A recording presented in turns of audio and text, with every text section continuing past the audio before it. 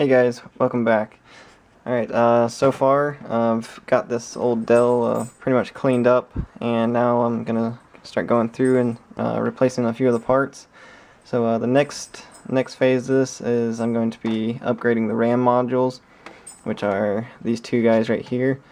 Currently the system only has 2 gigs, that's two 1 gigabyte sticks of DDR2 PC5300 RAM.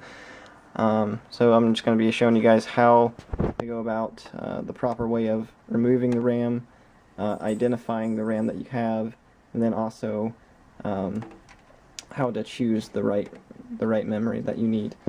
So let's go ahead and dive right in here. You can see these little modules right here. Get a light so you guys can see a little better. These two modules that are kind of sticking, protruding from the board there. If you see on each end of these, there's little clips. The proper way to do this is to actually take and just lift one side at a time. Let's go ahead and push down on that, and it'll actually push the module up on that one side. And you can go ahead and do it for the other side as well. Once you get those up, the module will actually become loose, and those little clamps will come off. And then once you actually get it unclipped, just slowly remove it straight up. Don't try to wiggle it around or bang it around or anything. But this is actually the RAM module itself right here. Best way to handle it is on the very edge over here. Do not touch the gold part right there. Those are actually the connectors that need to go down in the slot. It's best not to touch those. And like I said, this is DDR2 PC5300. I believe this is running at I want to say like 667 megahertz, something like that. It's older RAM, still pretty decent for this machine, what it's going to be doing for office type work. It's actually fine. On some of these chips, you can actually find a little badge right on the side. It'll tell you exactly what type of memory this is, and the speed that it runs at, and also the size.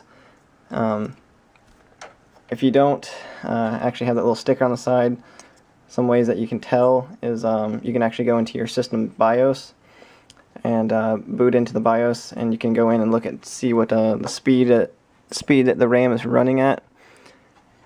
And you can also go into Crucial's website, Crucial Memory, who's actually the manufacturer of this particular memory module right here, and they actually have a pretty good utility that will run on Windows, and it will scan your system and find out what exact type of memory you have, and it will also help you pick out the memory, and they actually have it to where you can buy it straight from them. It's just a good little utility for someone who's not real tech savvy and doesn't want to dig into this. But just a way that you can identify that this is DDR or a DIMM RAM is that notch right there in the middle. That guy actually needs to slide down a special slot that's down there in that slot right there. It can only go in one way, so whenever you go to reinsert this, you don't need to force it down. Just gently put it down in there, and if it's not seating correctly, turn it around the other way. You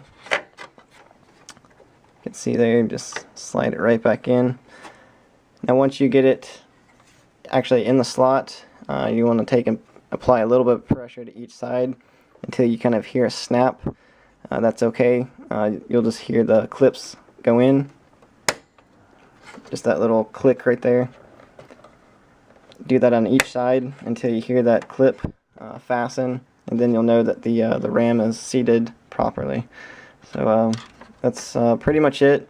It's real simple, but again, just make sure that you do some research and make sure that you're getting the right memory for your computer.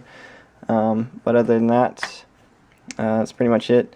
If you are going to be running dual channel, which this computer is, there's 2 modules in there. It's a good idea to, or it's actually required that the two modules match, so it's always good to buy them in a pair, brand new. I would not recommend buying any kind of used RAM or buying one module from one place and then buying it from another. Buy them in pair, and go ahead and put those in, specified by your motherboard, and everything should work. Alright guys, that's it for this video. Hope it helps you guys out in some way, and I'll see you guys in the next video.